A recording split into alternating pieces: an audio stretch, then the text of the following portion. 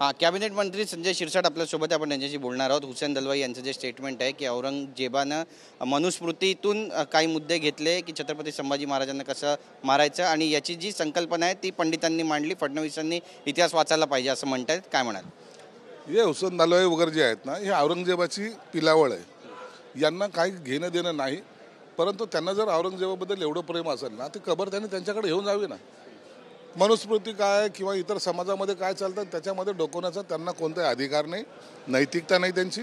आणि म्हणून असे स्टेटमेंट देऊन ब्राह्मणात आणि इतरांमध्ये द्वेष कसा माजेल हा प्रयत्न ते करत आहेत. नक्कीच. कुणाल कामराच्या संदर्भामध्ये आता कुणाल कामराने आपली प्रतिक्रिया दिली आहे आणि तो म्हणतोय की मी कुणालाही घाबरत नाही, मी काही चुकीचं बोललो नाही. अजितदादासुद्धा एकनाथ शिंदेबद्दल हेच बोलले होते जे मी बोललो आहे.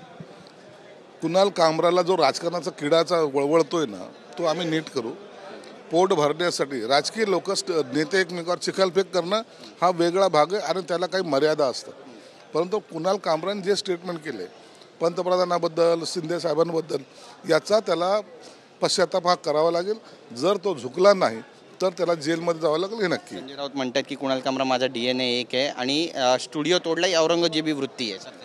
नाही, संजय राऊतचं स्टेटमेंट अत्यंत योग्य आहे. कुणाल कामराचा आणि संजय राऊतचा एकच DNA हरामखोरी, हा DNA त्यांचा कायमस्वरूपी चालणार आहे आणि म्हणून आम्ही त्यांच्या DNA बद्दल शंका उपस्थित करतही नाही.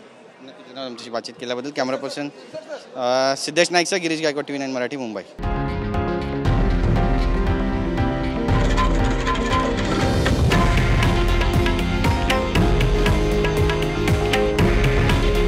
हे आहे देशातील नंबर 1 न्यूज नेटवर्क आणि आपण पाहत आहात TV9 मराठी.